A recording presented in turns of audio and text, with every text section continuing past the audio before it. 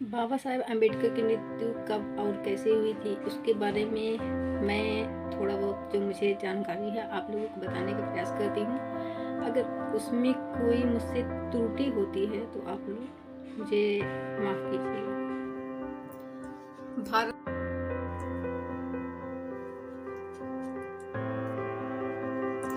भारत रत्न बाबा साहेब अम्बेडकर की पुण्यतिथि पर कोटि कोटि नमन।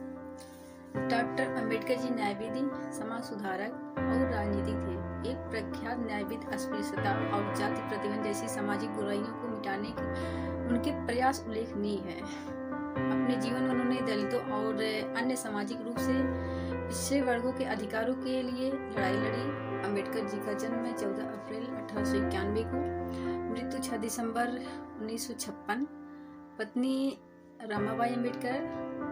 रमाबाई अम्बेडकर की मृत्यु के बाद उनकी दूसरी पत्नी डॉक्टर सविता अम्बेडकर, बच्चे यशवंत अम्बेडकर, निवास राजगिरी मुंबई, धर्म बौद्ध धर्म और समाधि स्थल चैत्यभूमि मुंबई महाराष्ट्र। शिक्षा विश्वविद्यालय BA, कोलंबिया विश्वविद्यालय MA, PhD, LLD, London school of economics MSD, DSD, barrister at law. Ambedkar के शब्दों में, मैं लिखता हूँ अंधविश्वास के खिलाफ और लोग मुझे भगवान के खिलाफ मान लेते हैं। इसका अर्थ यह हुआ कि अंधविश्वास ही भगवान है। डॉक्टर बाबा साहेब अम्बेडकर की मृत्यु कब और कैसे हुई? बाबा साहेब अम्बेडकर की मृत्यु के बाद उनकी पत्नी सविताबाई का जीवन कैसे बीता?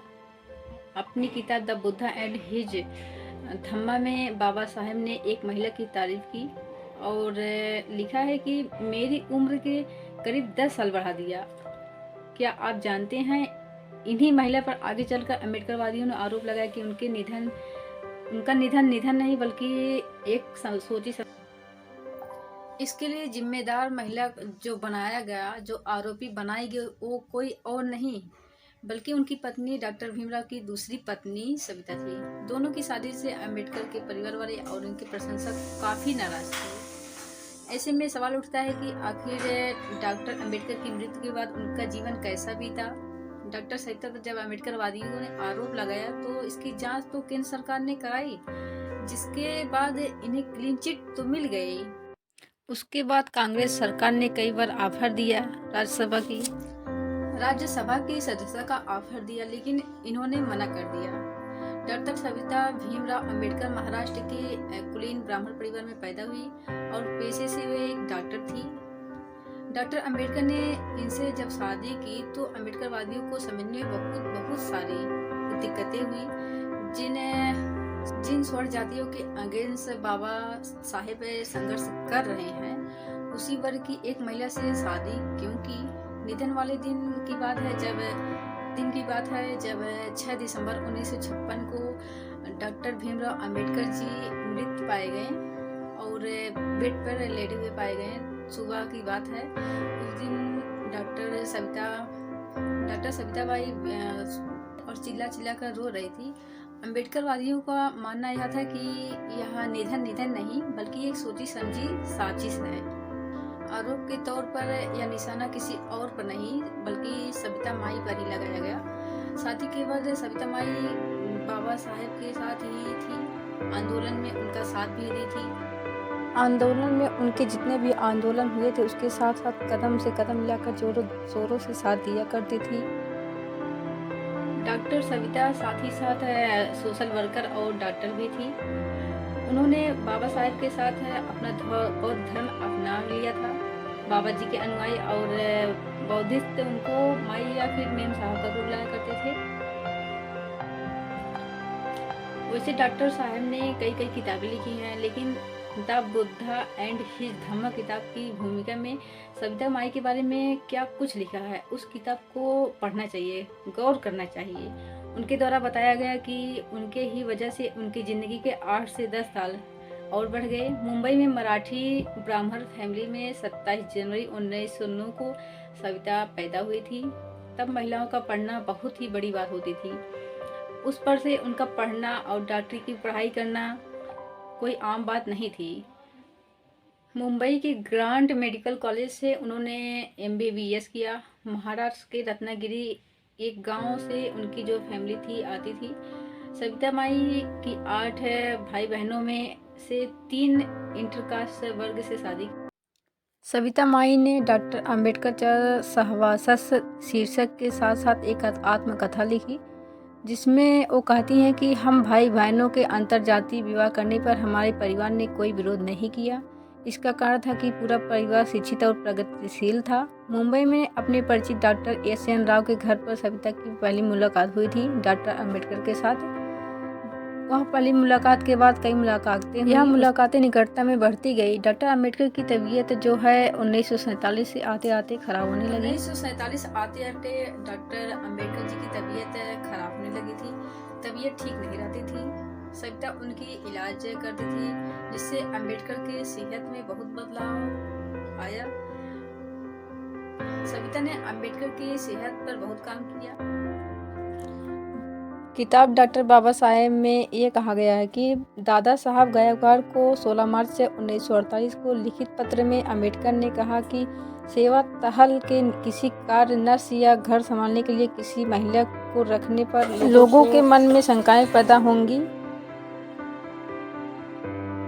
कर लेना उचित रहेगा। मैंने पहली पत्नी के निधन के बाद शादी न करने का निर्णय लिया था, लेकिन जो स्थितियां हैं उसमें मुझको अपना निश्चय छोड़ना उचित रहेगा। 15 अप्रैल 1948 का वह दिन था। 15 अप्रैल 1947 का वह दिन था जब डॉक्टर अंबेडकर की शादी उनके दिल्ली के आवास में डॉक्टर सविता कबीर से कराई गई। शादी के बाद बहुत से लोगों की शिकायतें ये रहने लगी कि अब अंबेडकर डॉक्टर से मुलाकात करने में दिक्कत हो गई है। डॉक्टर सविता खुद तय करती है कौन कब मिलेगा और किससे मिलेगा, कितने समय, कौन बाबा साहेब से मिल पाएगा। उनकी ब्राह्मण जाति भी थी। वो भी अंबेडकर के अनुयायियों की रास नहीं आती थी कि वो ब्राह्मण जाति की हैं। डॉक्टर सविता पर बाद में काफ़ी सारी किताबें लिखी गई, जिसमें काफ़ी सारी बातें कही गई। उसमें कहा गया कि उन्होंने सिर्फ पत्नी ही नहीं बल्कि डॉक्टर की भी भूमिका निभाई।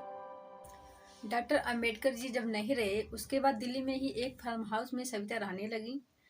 उसके बाद अपनी ज़िंदगी गुजारने लगी। अंबेडकर के ना रहने पर अंबेडकर जी का जब निधन हो गया था, उसको लेकर लापरवाही करने का उन पर आरोप भी लगा। वह हमेशा आरोप। उस समय पीएम जवाहरलाल नेहरू थे। उन्होंने अंबेडकर के अनुयायियों के भारी दबाव पर जांच की कमेटी भी बैठवाई, जिसमें क्लीन चिट भी हो गया। जिसमें क्लीन चिट तो दिया गया ही, नेचुरल डेथ पर भी कमेटी निष्कर्ष पहुंच गई। पहले नेहरू, फिर बाद में इंदिरा गांधी ने सविता को राज्यसभा में आने का न्योता दिया। उन्होंने मना कर दिया। इस बात के लिए कभी राजी ही नहीं हुई।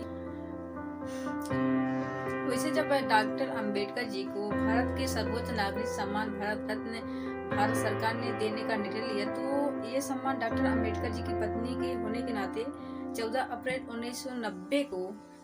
1990 के दिन ग्रहण किया। आगे जाकर वह मुंबई में रहने लगी। वहीं की सियासत में वो एक्टिव हो गई। अंबेडकर ने लिखा, मुझे साहब ने स्वीकार किया, मैं अंबेडकर माई हो गई। मैंने उनका हमेशा साथ दिया। मैं अंबेडकर के नाम के साथ जी रही हूँ और मरूंगी भी तो अम्बेडकर के नाम के साथ ही मरूंगी, भी तो उन्हीं के नाम से मरूंगी भी। 19 अप्रैल 2003 को खराब सेहत की वजह से वो जीजी हॉस्पिटल में भर्ती हुई। फिर 29 मई 2003 को उन्होंने दुनिया को अलविदा कर दिया। सविता माई की जिंदगी इस तरह बीती है। स्टोरी कैसी लगी? अगर अच्छी लगी हो तो लाइक कीजिएगा, शेयर कीजिएगा, कमेंट जरूर कीजिएगा। धन्यवाद। नींद अपनी खोकर जगाया हमको, आंसू खुद के गिराकर हंसाया हमको। कभी भूलना मत ऐसे महान इंसान को, कभी भूलना मत ऐसे महान इंसान को।